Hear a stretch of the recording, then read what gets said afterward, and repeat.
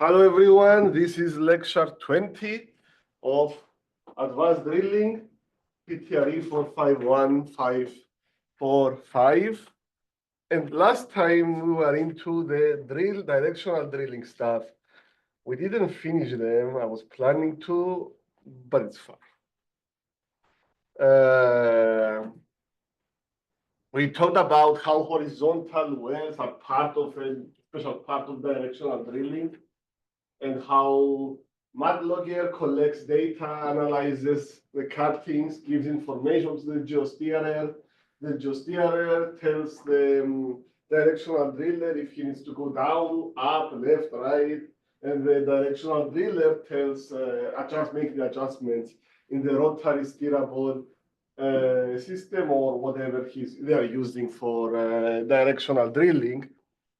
And we talked about several reasons you may want to drill directionally. I think it's logical. And then we basically discuss kickoff point, landing point, different directional well profiles, etc., etc. And basically the drop-off, the kickoff, build-up. Build-up is built-in angle, basically. And then we were ready to start talking about the tools for well deviation, but we ran out of time. The most original one is the most essential one is a whipstock. Whipstock is basically a wedge that you put underneath your bit. And then you try to pass the bit through that. It's like you are putting a guide for the bit to go through. So the guide is at a specific angle. So the whipstock needs to be facing one way so that you push the bit a certain way and then it follows a certain trajectory. This is the whipstock. They used to be wooden, nowadays they are metal or synthetic material. The original ones were metallic. Very easy to understand how it works. And remember the name whipstock because in the regional of Pedro Bowl 2019,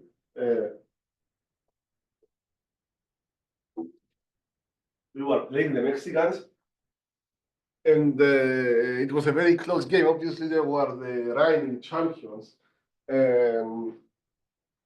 And I don't know if we were behind at that time, but it was a very tough game.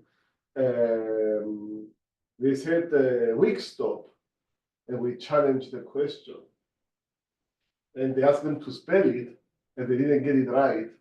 Oh. Yeah, we got the points, and we got the points for saying it right as well for this question too. They lost the points, and then we got them.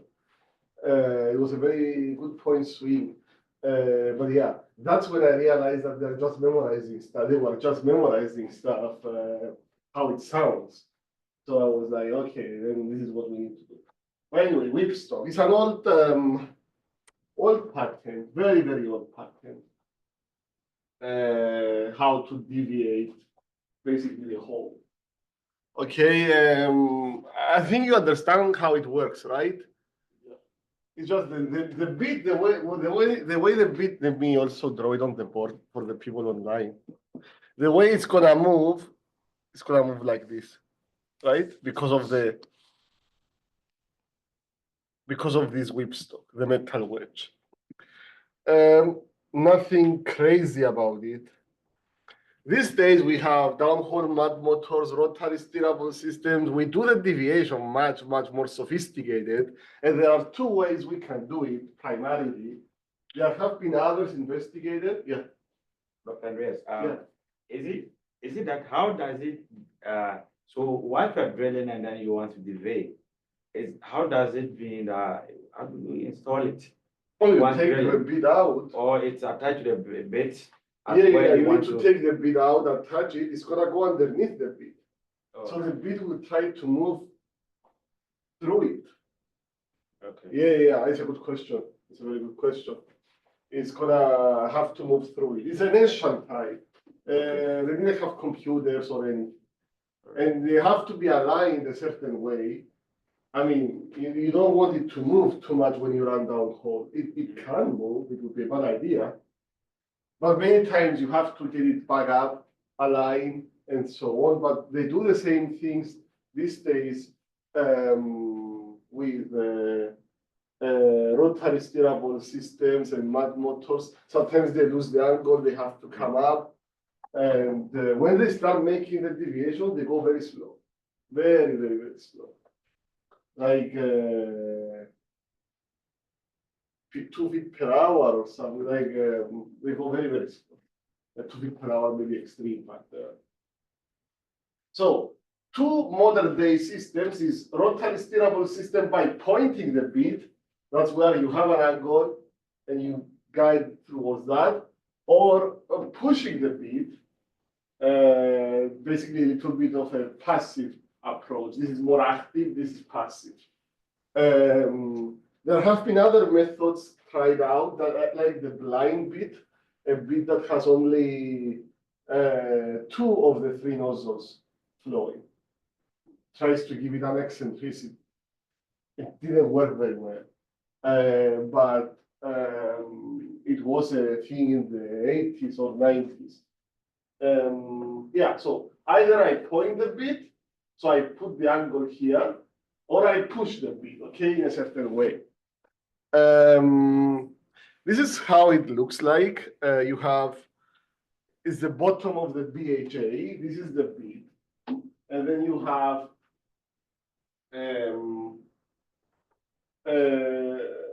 some components here that you don't need to know, and then you have the bend motor housing, that's where the bend is happening, okay? And this is where the bending happens. And then here you have basically, you go towards the bead. You may have, when you hear sub, it's a connection, okay? And sometimes a connection, a sub could be a crossover sub when you go from one size, one diameter to another. But this bend sub is where the angle is made for the point the bead system. Okay, this is pointing the bead a certain way. In general, wellbore trajectory can be controlled passively by the type of BHA used and the weight on the bead applied. Okay, these are stuff that you can do from the surface, well, from the surface when you assemble the BHA, etc., to give it an angle that you like. For instance, well, you have several components on the BHA, like the heavyweight drill pipe. This looks exactly like the normal drill pipe on the outside, but it has thicker walls and it's heavier. Drill collars, stabilizers, subs, which I described, tools, different tools. So the placement and the size of stabilizers in particular and other stuff can control the inclination, the deviation of the, which is the deviation angle from the vertical. BHA can be designed to build angle, hold it steady, or drop angle, and we're gonna see these configurations. Look at this. I have a stabilizer close to my bead, and the next tool joint is far away. Of course, this is idealistic. You see how this is made to build angle, right? It makes the angle go, it makes the hole go up, right? Gives it that kink in the trajectory of the well. What about now? I move the stabilizer very close to the, far away from the bead, okay? The weight of the bead is pushing it down, and there is nothing, nothing touching the drill pipe. So you understand this is a drop-in configuration, right? It makes sense, right? Okay. What about this? This one is more steady, okay? If you are drilling a horizontal lateral, this is the kind of configuration you are gonna use. You are gonna align your stabilizers such that they are basically uniform, and it's gonna keep the BHA, the trajectory pretty straight. And then we have this, which is rim and drop. You have tungsten carbide insert is basically diamond inserts, or they look like heart like diamond. You can cut your heart if you move it on top of them very fast. It makes the ring means making the hole bigger, or like cleaning what you already drilled, or making it bigger, giving it a bigger diameter. It could be bigger than the bit. It could be bigger than the bit even. The bit may be 8.5, and the reamer might be 8.7. Well, that might be extreme too, but it basically enhances the whole. These are good because these days you drill like 4 mile laterals, etc., etc. Okay, and they can never be straight shot.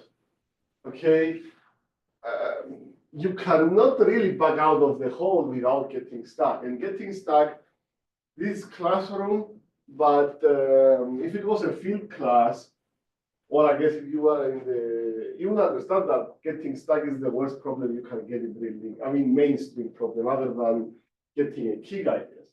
But when you want to bug out of that 4 mile or very long lateral, you're going to have to ring, back ring, it's called. You are rotating as you come out.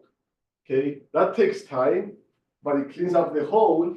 And if you have trouble getting your bit out, trust me, you are going to have trouble running casing. You are going to have trouble cementing, etc., etc. So these are 4 BHA types that are the generic fundamental ones. We said build, drop, hold, rim and drop. Okay, rim and drop because it is very heavy. Okay, it's gonna give you some drop angle, probably. Sometimes not. Now, how do you do the directional? When you hear about, oh, I'm gonna give you a directional survey, you are gonna expect that this survey will consist of 3 columns of data. It's gonna be measure depth,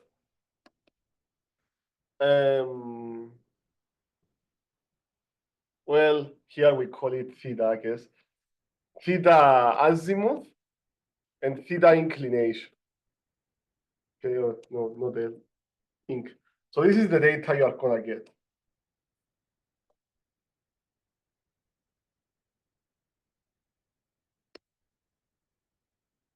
Okay, data.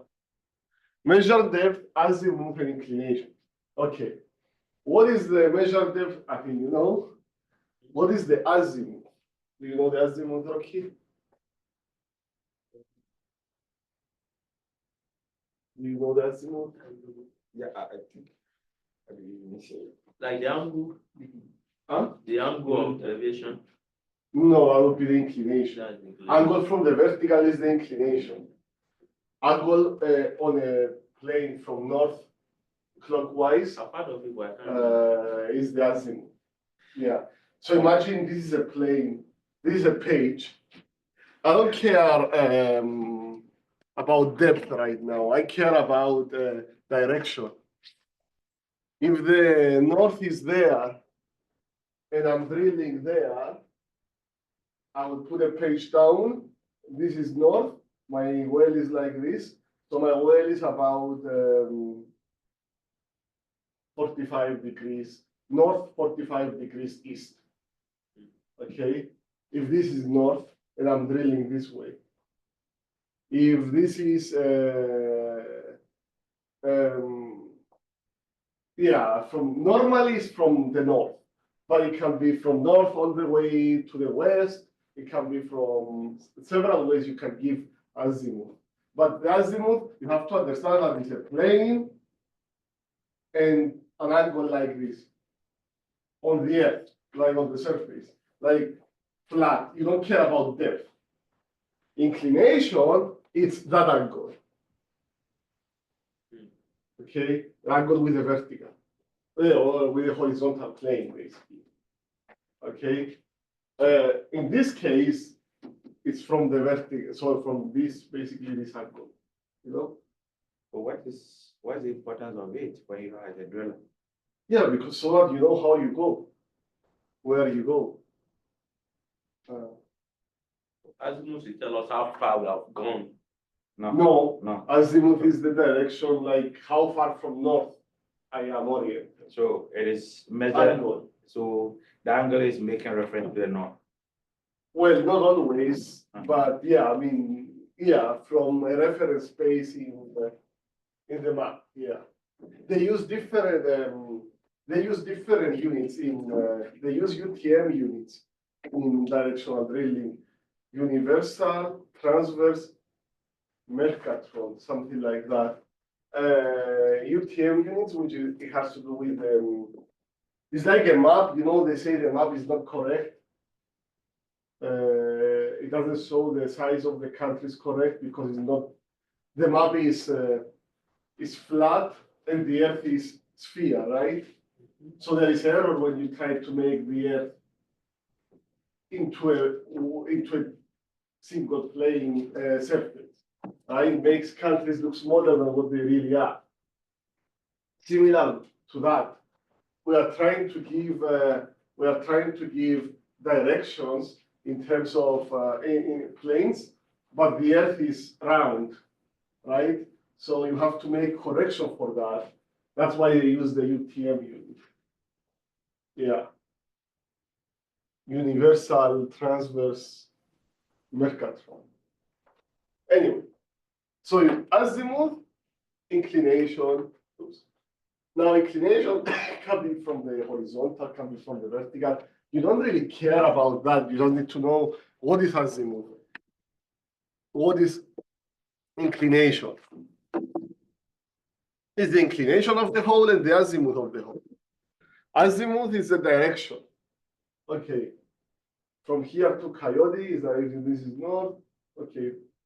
35 degrees. N 35 E. Okay. I don't know if you took geology and you did kind of about the strikes of the faults.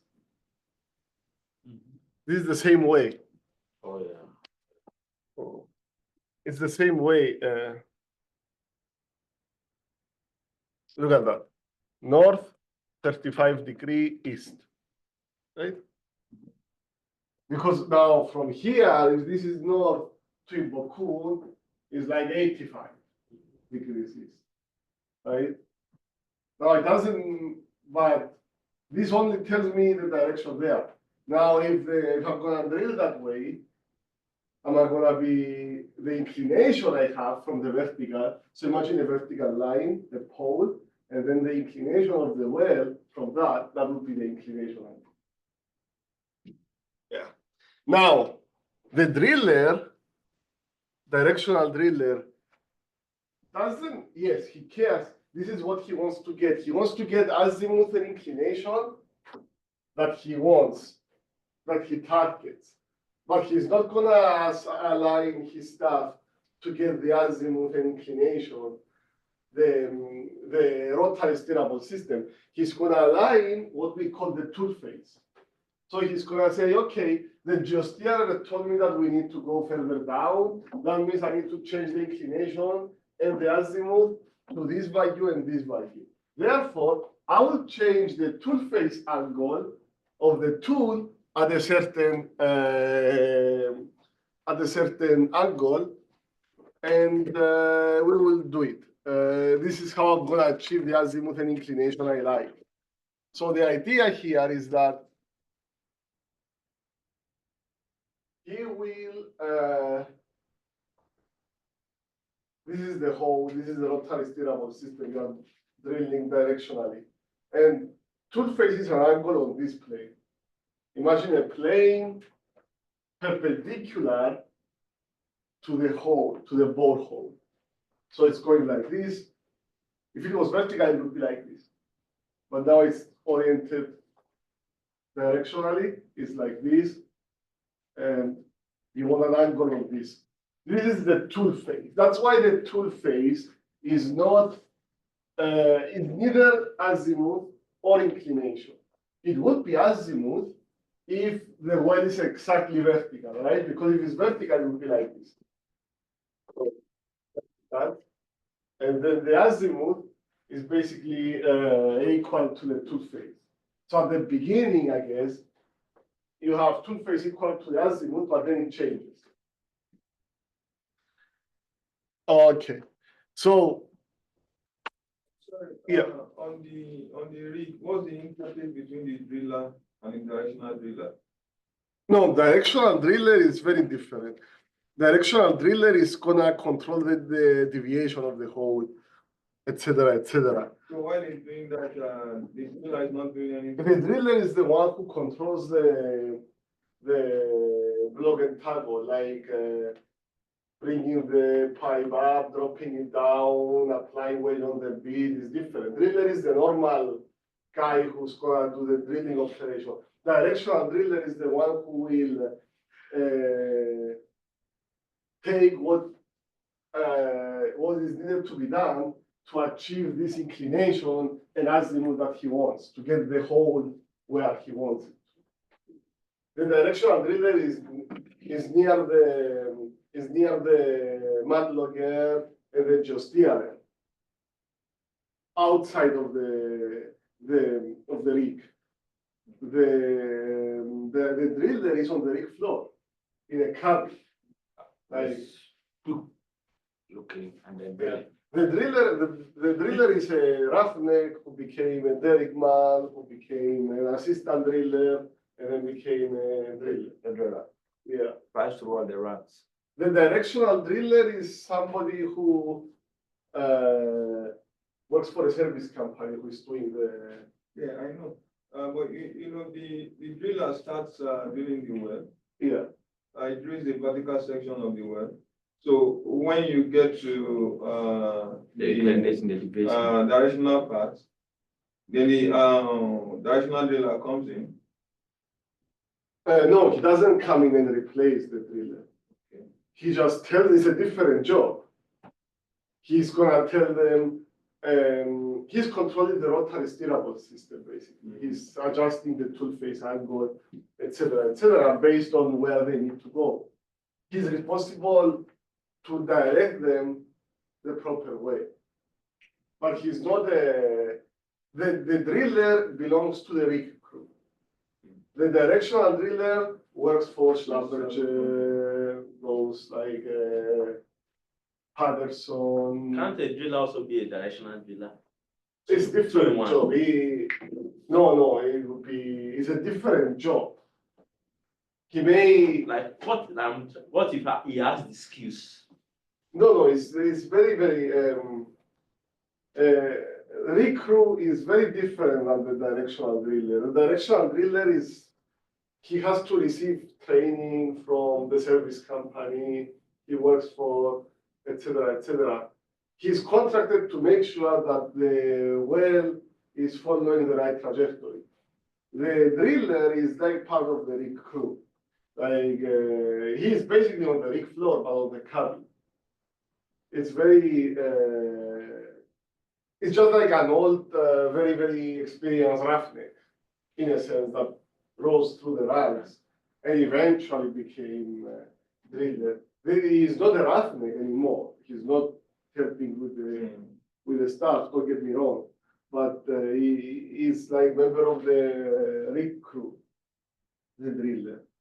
He's controlling the console, lifting the pipe of the hole, dropping, making the connections. He's doing like the normal drilling operation. Like when you are using your simulator and you are drilling, I mean, all this job is basically done by the driller. He controls weight on the bead, he controls the pumping rate in a sense, he controls the rotation, and then he turns on the tongs to make the connection, etc. Yeah, he's in the cabin. And then the directional driller is the one that he will process the map made by the map logger makes the map. We are in the shale, we are in the we are in the sandstone, we are in this, we are in that. And then the Justier will say, move up. I want you to get out of this formation, or move down, or move to the right, move to the left. And then the driller will say, oh, we need to change the tool face to this angle to do this, to achieve this. This is what we're gonna do. And then you say, oh, when I was working on the rig and I had to put data on the map, if I wanted to know when did we land,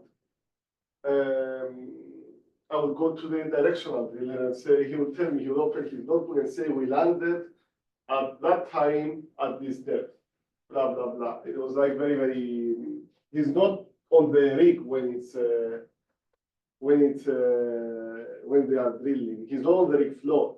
Now he goes to the, many times our directional driller he would put his hard hat on and walk to the doghouse, the container that is basically the office, to talk to the company man and the tool pusher if there was a problem or something, or if the well wasn't going the way he wanted to, make changes, etc., etc. But it was not the same with a driller. Very, very different. Yeah, I know they are different. I'm just trying to understand the interface, which means when the directional driller is working, Yeah. I mean, the driller too is on the in his doghouse working too. So No, the driller is not in the doghouse. The driller is in the cabin. The doghouse is an office. No, okay, he's in his cabin. That's what I'm saying. So Yeah. the driller is working hand in hand with the directional driller. Because now No, not necessarily. No, Not necessarily. because I visited Nabo's rig, and we went to the cabin of the directional driller. The neighbor's rig? Yeah, one neighbor's rig. Last time Last year. when I was there? No, this is a different. Oh, that was a last summer, different last thing. summer. Or last summer. Why, was it personal? ERC. Was it on the Yes. rig floor? Yeah, yes, I think when he did it. Yeah, was it on the rig floor?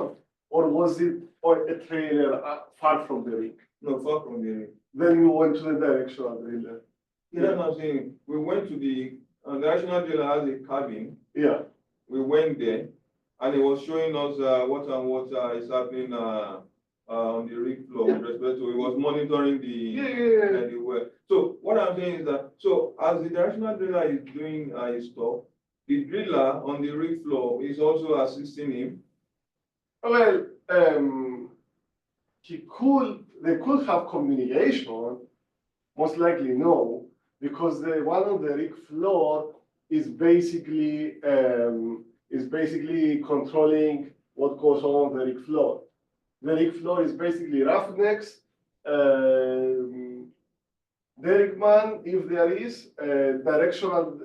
driller in the cabin, if they need to stop because they want to pull out of the hole and change something because the well is not going the trajectory desired, okay, then they have communication. But the screen that you saw is called the ADR screen, and everybody sees it. It's shared with everybody on the rig.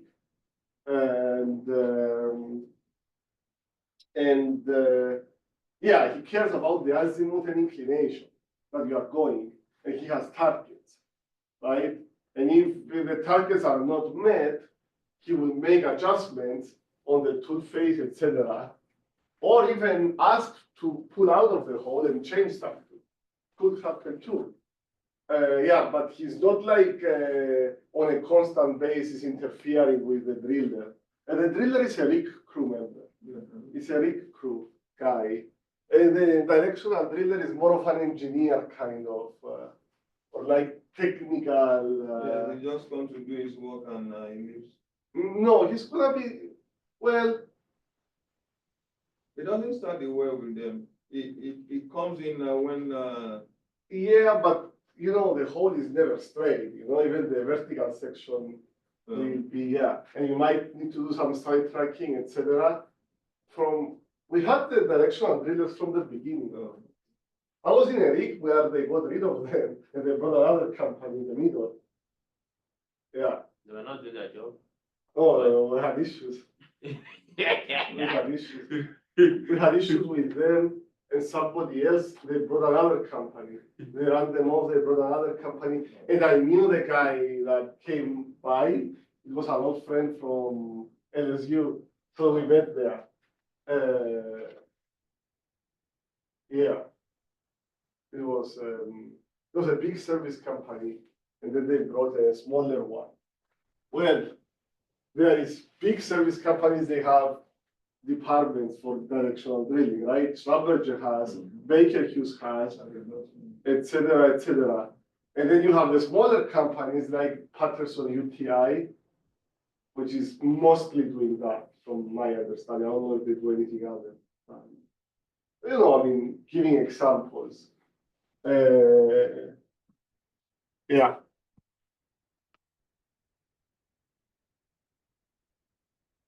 Any other question? Those are good questions. Ronald, all good? I'm good. Okay.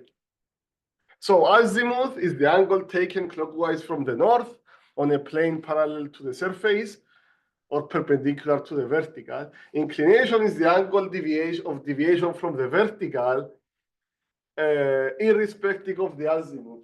Some of you may hear the word deviation angle. Most of the time, this is a geomechanical term, and it's the deviation of the lateral from SH mean.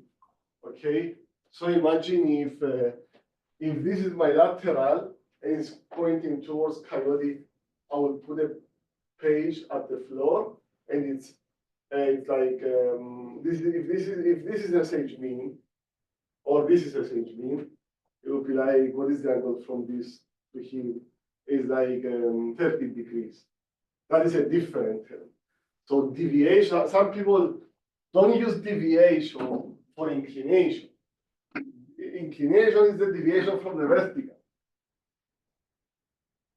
And why do we do deviation? It's like deep in the faults. Remember, if you took geology, and you should have taken geology before this class, this is the deep angle, right? Deep, okay? Is angle from the horizontal, right? Yeah. Okay. Now we are doing from the vertical because the well start vertical, right? So it's easier to give angles for the inclination is the angle from the vertical. Now, since you know geology, remember from the maps that we put like this for a fault and then something like this? And then we say, okay, this is the strike of the fault, and then this is the dip of the fault. In this case, strike is the azimuth angle, and dip is the inclination angle, or 90 minus the inclination angle. You understand? It's the same thing, basically. Just same concept. Strike is my direction on the surface with respect to north, or parallel to the surface with respect to north. And then dip is my angle, how much I'm deep, and inclination is how much I'm deviating from the vertical, so how much I'm dipping down. Same thing. Let me show you. Maybe I will be able to find something better. Strike dip of faults.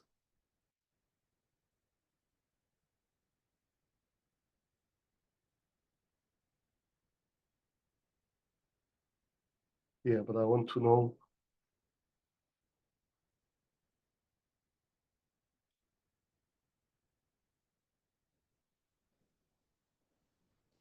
Okay, this one, you see the angle is like north 40 west, that's the strike, and then the dip is 30 degrees down from the vertical, right? In you guys' case, azimuth stays the same as the strike, but the inclination would be 90 minus the dip, right? So it would be 60 degrees from the vertical. right? Because I'm looking from here, oh, wrong color. Sorry about that.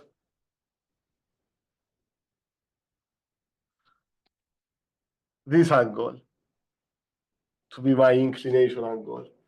And this is my azimuth, basically strike and dip.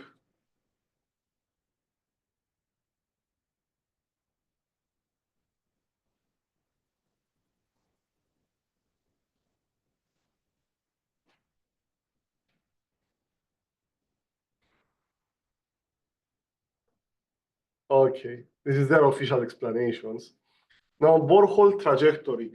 Build rate, the rate measuring degrees per unit length at which the well path of a horizontal well moves through the bend curve from the vertical or high angle to the desired low angle or horizontal attitude.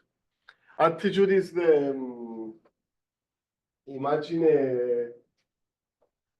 an arrow coming out of the earth perpendicular to its surface.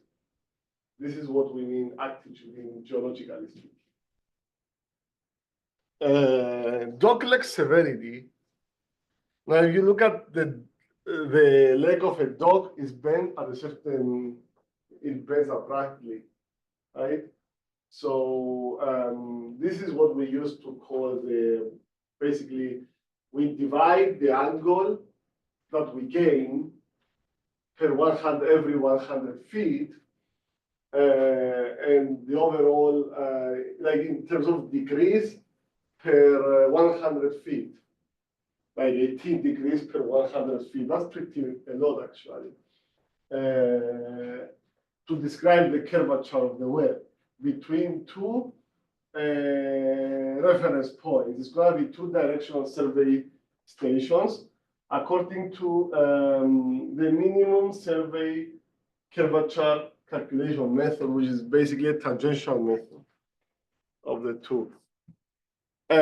Tool face is the angle measured in a plane perpendicular to the drill string axis that is between the reference direction of the drill string and a fixed reference. So, dogleg severity, we use this conversion factor 5729.6 divided by the radius of curvature. Radius of curvature may be a little bit hard to estimate. This is how the doctors measure the curvature of spine when people have scoliosis or their spine is bent. This is the method they are using actually. When they say, oh, you have 30 degrees or something, this is what they use, I think. Same thing. They draw angles on the X-rays. And it's basically the same method. You draw a straight line perpendicular to the well here, a straight line perpendicular to the well here, and you measure the angle in between. Now, obviously, here it's almost 90 degrees. But yeah, this is what you are going to use. If you have the radius of the curvature, this is how you are going to get the dogleg severity. So, Yeah. so the company man gives the directional driller this information, or the directional driller determines that this. No, the company man is there just, it's his well to make sure everything goes okay.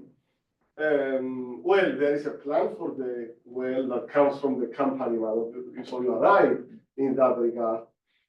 But this is basically, this is used to describe the hole, right? So we are trying to achieve this, we have this dogleg severity amount. It's like when we say weight on the beat, right? It's an indicator, right? So if you plan a well, you can measure the dogleg severity, what you are trying to target, right? And then when they bring the directional surveys, they can measure them and see, okay, we are close to the design or we are far from the design, etc., etc. You will never get exactly as the design is. I'll make the answer the question. Yeah, questions? Oh, Rocky, do you have any question? No. Okay. So this is a more complicated way to measure the angle, the dogleg angle, not the dogleg severity, the dogleg angle vita, from basically if I have two inclination values from one survey and another. And it's much more complicated. Obviously, I don't want you to memorize this, but I want you to be able to use it if you have two directional surveys from 2 points of the well, one survey here, one survey here, one inclination, second inclination, one azimuth, another azimuth. Plug them in, get me vita. Now, back in the day, people used to spend a lot of time in their drilling class to be able to come up with ways it was how to achieve, you have an inclination, you have an azimuth, and then you have a desired inclination and desired azimuth, and you want to find out the tool face that you need to get. And people used to use this plot. And if you want to know how to use this plot, you should go to your book, the red book, not the Halliburton red book, the applied drilling engineering book. You read those 11 pages, and there is several examples, and you can understand how to use the Ouija board. This is called the Ouija board, and basically, you have the inclination, the azimuth, the new inclination, and the new azimuth, and it's going to give you the tool face. Sometimes inclination is given with alpha, azimuth is given by beta, tool face is given by gamma back in the day. But we use alpha, beta, and gamma in geomechanics for other stuff as well. It's very confusing. Back in the day, the students will use a lot of time to learn how to use the Ouija board. Nowadays, it's computerized, but it's not a bad idea to know how to use Ouija board. I used to have example problems of that, and then I realized it's not worth it. And it's not worth it because when I went to Pedro in 2015, and we made it to the final, and we were playing Mexico again, and we lost at that time. And In the final, yeah. who's lost him? Yeah, 2015. And when we got the first, it was a very close game. There was a moment both teams had negative points. And we were winning because we had less negative points. But yeah, they changed the questions that year. It was the first anyway. But we got one question right, toss up, and they gave us a bonus. And the bonus was they threw this plot to us, and they were like, "What is the name of this plot, and what is it used for?" And I could figure out it's used for directional drilling, but I have never seen it. And I took advanced drilling, I took normal drilling. They never showed it to us. So I'm like, I don't think I have seen it before, but it was in the book, you know? It was in the book. I know in some schools, not anymore, actually. They don't spend, most of the schools, they have only one drilling class, so they don't have time to go over it. And here I was gonna show some example problems, and then I was like, don't worry, because you will never use it. There is MATLAB codes, there is spreadsheets that can do that for you now. Back in the days of the slide rules, yes, they have to use them. They will spend a lot of time to figure out. So the directional driller will say, I'm in this inclination, I need to go to this, I'm in this azimuth, I need to go to this. What is my tool face? What does my tool face need to be? And you can see examples in the book about that. But the name of this plot is called the Ouija board that I could never come up with. You know what is Ouija board? like um, I took this picture from Colorado last time I was in Steamboat Springs. I was working and I saw it and I was like, oh, we're gonna do that in drilling soon. So I took a picture. You know when people gather on a board, it's a board game to call the ghosts. If you watch movies from like slasher films from the 80s and the early 90s that like people gather and they call spirits, old spirits and stuff, and they all put their hands on a board and the thing moves and it says like A, B, C, makes a word basically. You know? I don't think I've come across. Yeah. Ouija board. Like this is how you like they talk to old spirits and dead people. One spirit? Yeah. Which is the name is from where? The game, this game is like very complicated, very difficult, and that's why they call it Ouija board analysis. The plot Ouija board analysis. It was like yeah, it's basically you see this is an alphabet, and there is a triangle with a hole on it. Okay, and everybody playing that game puts their hands on the triangle, and supposedly the triangle will move a certain way, and it's gonna go R O C K rock. Okay, maybe they say something about then people are saying something about Roxon or something. You know, it's an old like stupid game, like a board game, but it's like very very haunted stuff. And because this using this graph was very very hard, you know, it was haunted supposedly. I guess that's why they call it Ouija board. Yeah. I didn't know at all.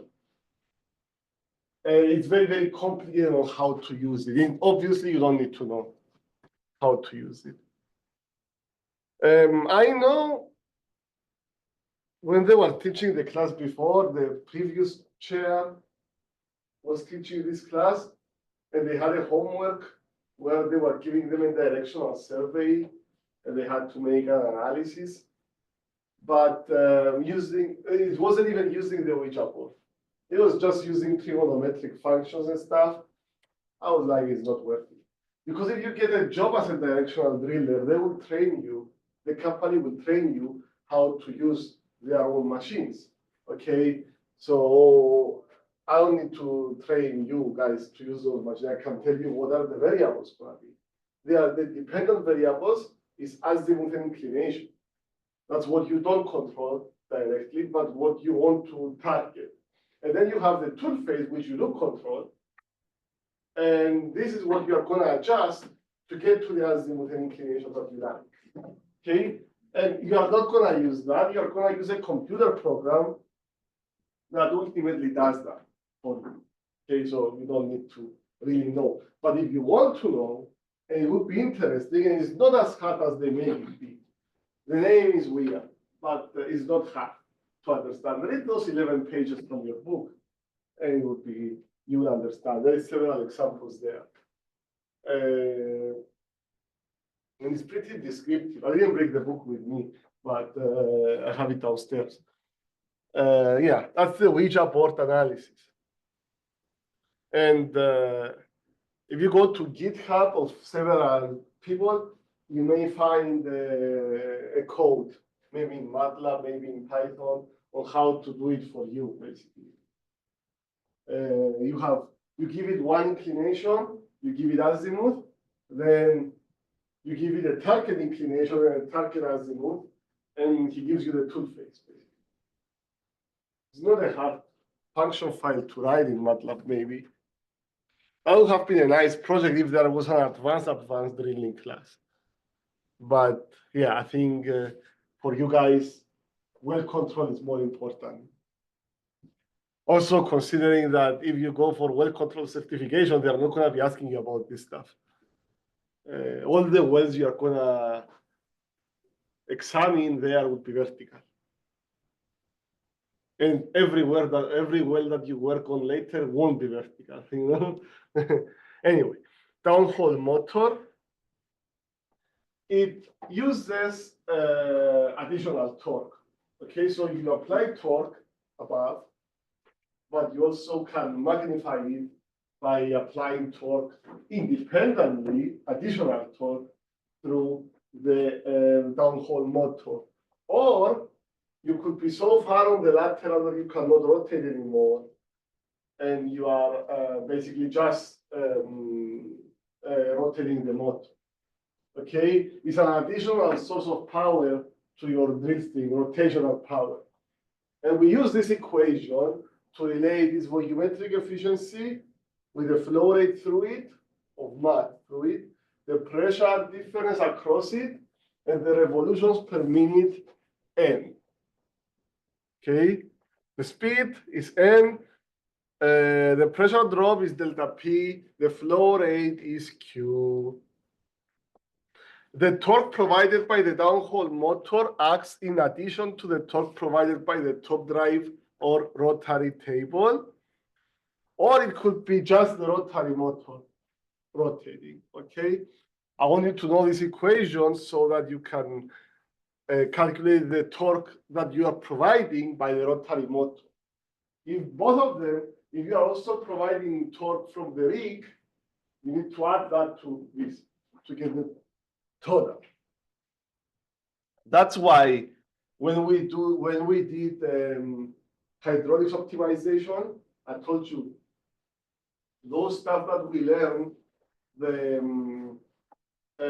maximizing the horsepower of the bit and maximizing the jet impact force, the two ways that we learn on how to optimize hydraulics. And I said, not when you have downhole motor, it's because of that.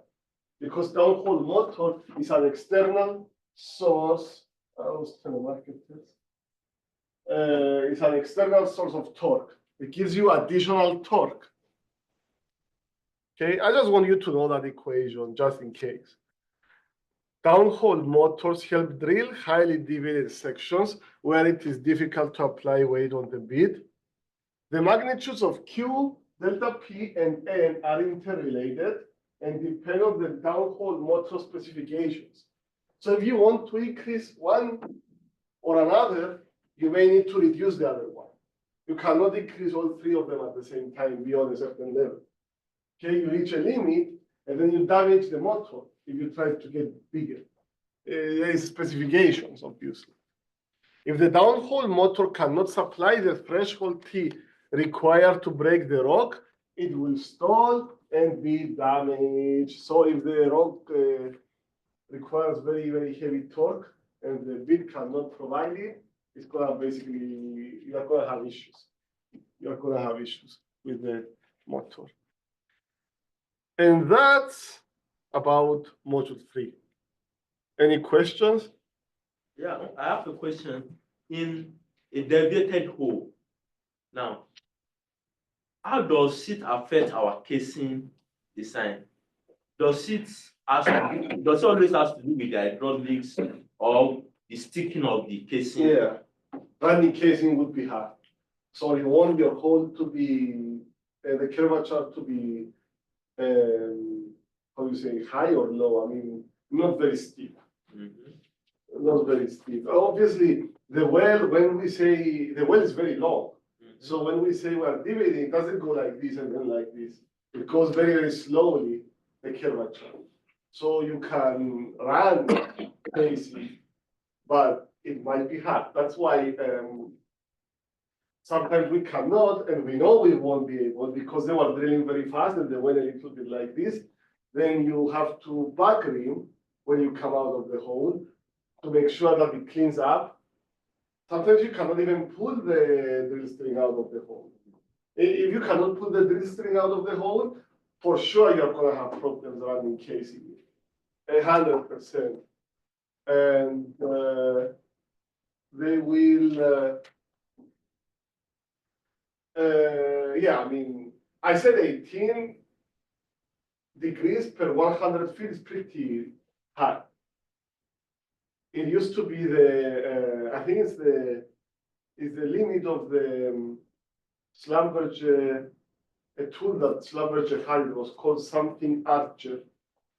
18 degrees per 100 feet, that's pretty bad. It's pretty very Hard. yeah. But you know, it's very low. Every 100 feet, you build 18 degrees. So you can run casing and it will twist, or not twist, it will bend a certain way. It's metal, you know? And yeah, I mean, yeah, I also, a lot of differential sticking takes place when you are deviating. You need to be very. How does the directional affect mod window? It doesn't have That's any a good effect? question. That's a good question. Well, that relates to the last question of the homework. Yeah. So, okay, I'm drilling at an angle. Don't think about like this, but think about two holes. One like this, one like this. Okay? One is inclined, the other one is straight, vertical. You are measuring gradient, right? Mhm. The gradient is is calculated with respect to measured depth or true vertical depth. True vertical. Okay. So which hole has the biggest measured depth? The deviated. The deviated one will have a bigger measured depth to reach the same TVD as the vertical hole, right? You understand it?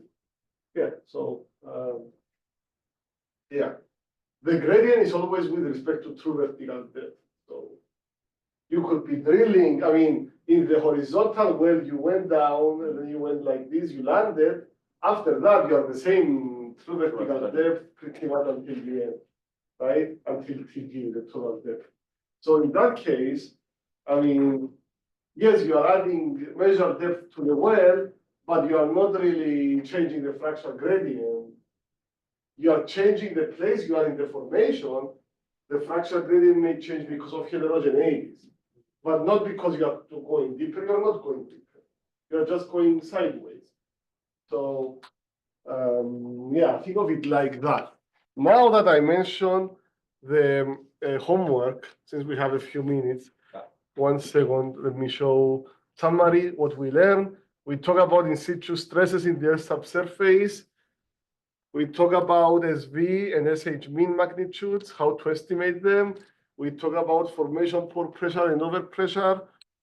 We talk about fracture gradient calculation methods, direct and indirect. We talked about wellbore stability, breakouts and washouts, drilling induced tensile fractures. And then we talk about directional drilling and deviation control. Now let me go to the homework.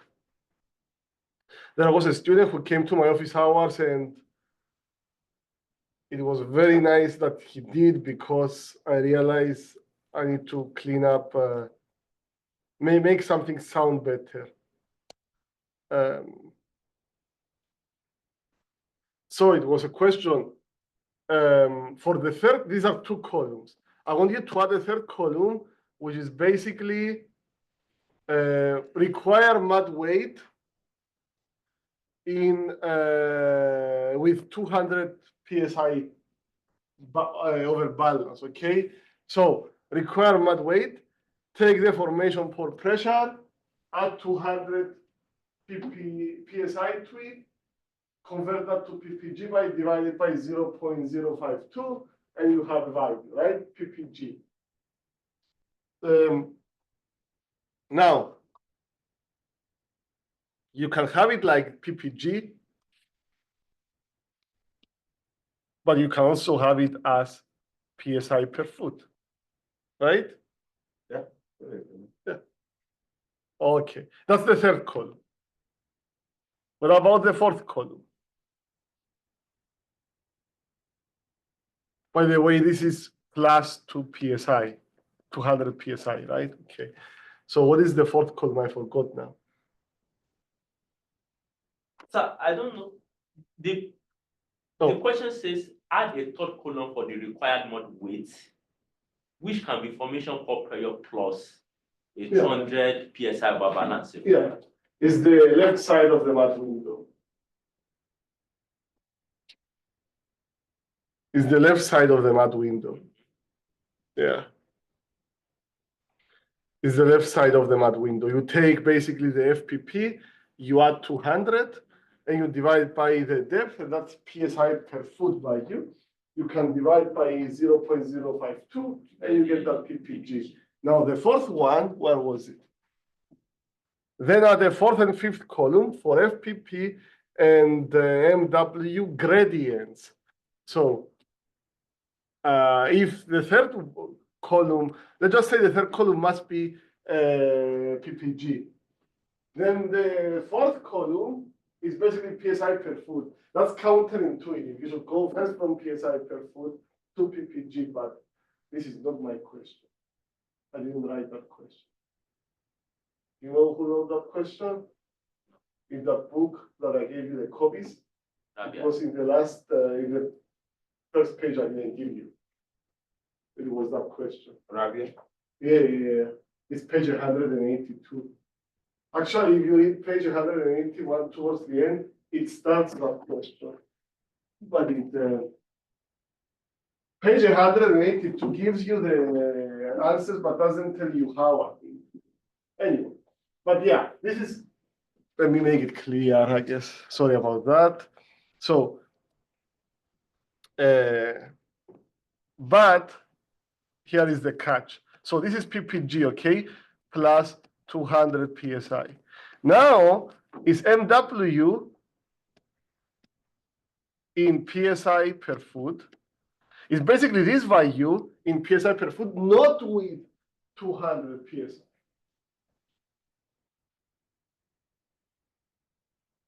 Okay, so do very quickly 1,320 divided by 3,000. You're gonna find something like 0.81. 1,320 divided by what? Yeah, by 3,000. That's 0.44. Yeah, that's correct. That's correct. Yeah, the 81 comes later. Then you are gonna calculate the frag gradient. I give you 1 PSI per foot, and that would be basically the FG, also in PSI per foot. And this is 0.81, this is 0.41, and this is for me equals 0.4 Poisson's ratio, etc., etc. I forgot it goes down to I think 0.97 if I'm not mistaken, and then this one is 0.44. Let me just see the message I sent to the TA then, if I can see the solution key.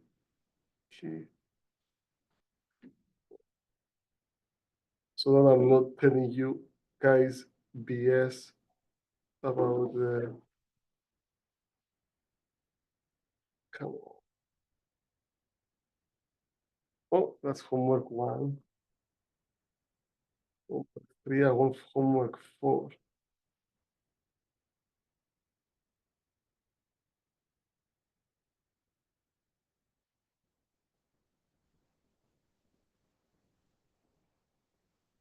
Homework 4. All right, let's see. This would be 0.44 all the way to 0.92. Okay.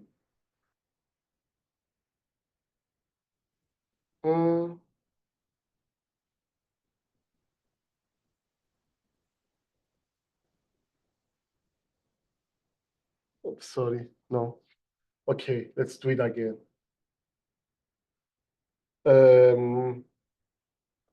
Okay, third column is FPP plus 200 PSI divided by the TVD.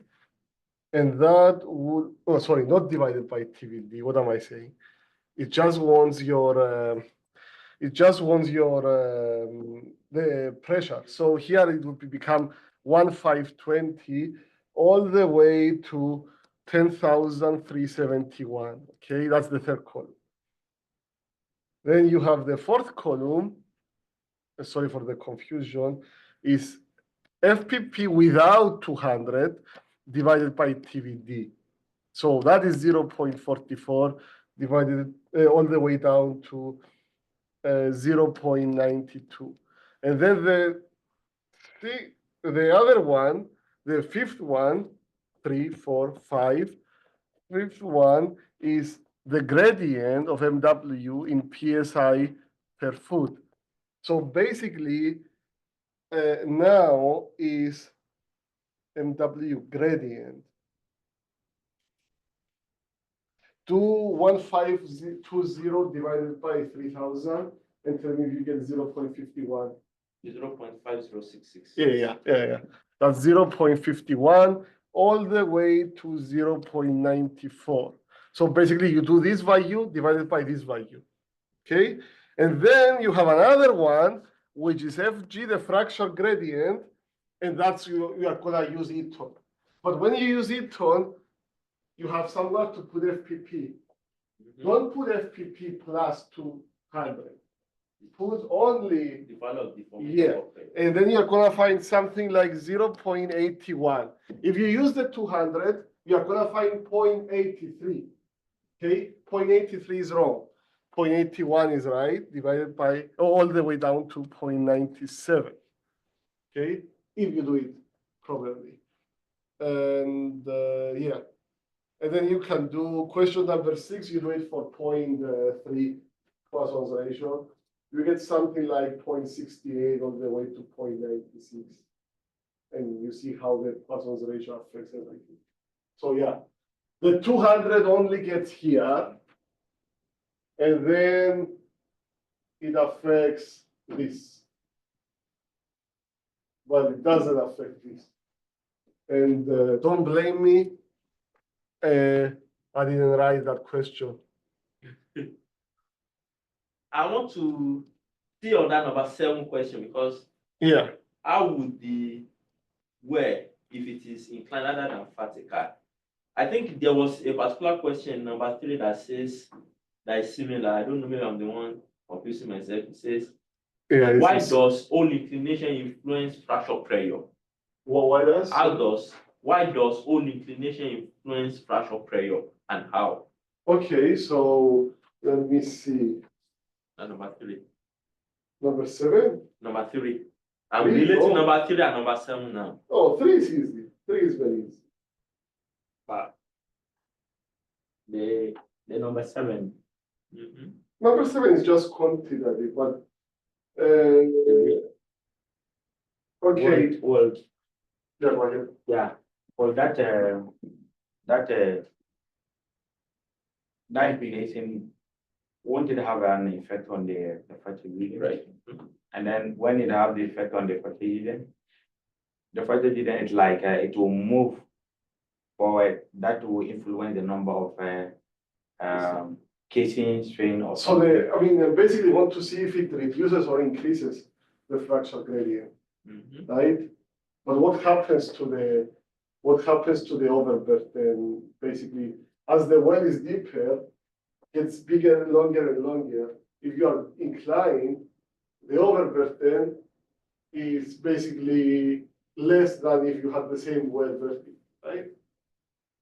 So what do you expect that to do to the fracture gradient? Because the fracture gradient is by true vertical depth. If or I guess let's rephrase it. Yeah. Also, if you see the notes in the book, it says basically somewhere, basically, what is the impact of the fracture gradient? Does it reduce it or does it increase? Now I have an angle, no longer 0. It means that the overburden doesn't play as big a role as it played during the, because if it's a vertical well, every foot I go deep, I get 1 psi, right? Every foot I drill, 1 psi. Every foot I drill, 1 psi. Now I'm at 30 degrees. No, it's not every foot 1 psi. It's like every foot I get 1 psi times sine 30 or something, which is less than 1, right? So it's lower fractional gradient with respect to the. So this is what I want you to say for question number 3, but say it properly. And question number 7, if the well were inclined rather than vertical, would the casing seats in question 5 be changed? If so, in what way? Okay, now you know that the fractional gradient will change a certain way. Does that mean you're going to need more casing strings or less casing strings to withstand a pressure? And in my solution here, I have a graph to prove that. You don't necessarily have to, but I mean, basically the mud window, just like you drew in question number 5. 5 and 6. Yeah, but only one thing in that mud window is going to change, right? Only one line will change. So The fracture gradient will move. yeah, Will move that, which even a move that it means the window become very narrow. okay, if it becomes narrow, do I need Then more? we need more. more casing. We need more casing Yeah. strings. Okay, very nice. That means this is how you need to be thinking about it. It becomes narrower, that means I need more casing strings. Yeah. That means the fractional gradient moves to the left or to the right of the flow. It's moving coming through. Yeah. Yeah. Can you show it on the graph?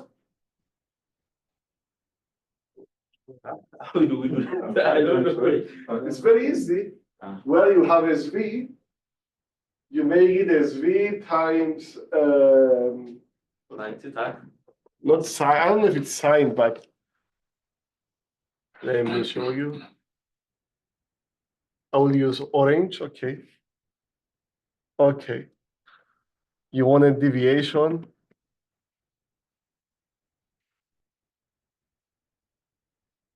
Excuse me.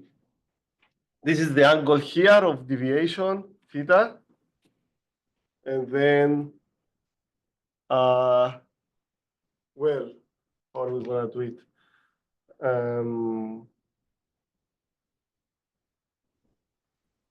We will use triangles, but I want it to be the hypotenuse to be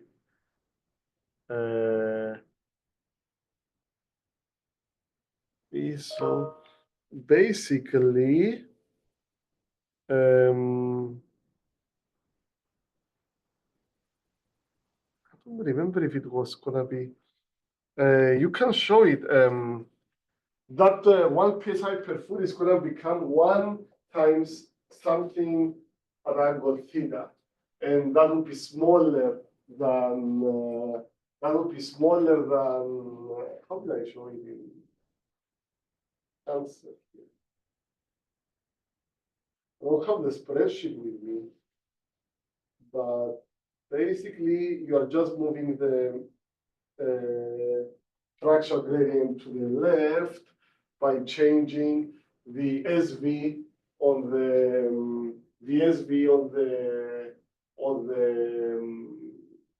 Eaton's correlation, Eaton's equation. We call it correlation, but it's an equation. I think in this book, in this chapter, there was a very good example where it says effect of Hall deviation, blah, blah, blah. Oh, there you go. You see how he's using sine theta and cos theta? Yeah. Yeah.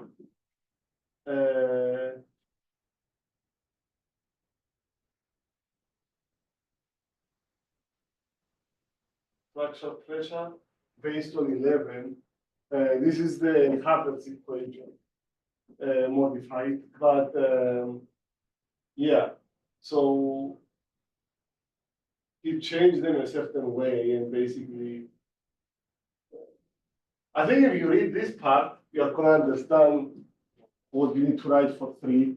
And then for 4, basically, okay, do it, well, this is harder, but if the angle is no longer 0, the FBP becomes smaller. Okay, so, yeah, trigonometric, I forgot how you do it, trigonometry wise, but basically the, yeah, I know they're waiting. The SV is effectively what you gain from SV is less than 1 psi per foot because you are deviating. Okay, so you need well, it's 1 psi per foot. Well, I think in this case, what I drew is really for feet per psi. So if you use this theta and this, you are gonna have 1 here. You are gonna have something bigger than 1 here, which is basically something. Okay, you have this is opposite. This is adjacent, this is hypotenuse, so I want cos, right? So cos theta is equal to 1 divided by hypotenuse. Now h cos theta equals to 1, or 1 over cos theta. Now h will be basically, it will give you a value bigger than 1, and then you reverse it, and it's gonna be basically, that would be psi per foot. But yeah, I mean, you don't need to be that specific, just show me that the fractal gradient will move to the left. And it says that here, read what is in these copies I gave you. Thank you very much. Have a nice rest of your day. So, thank you. Thank you, Donald. See you. Oh, God.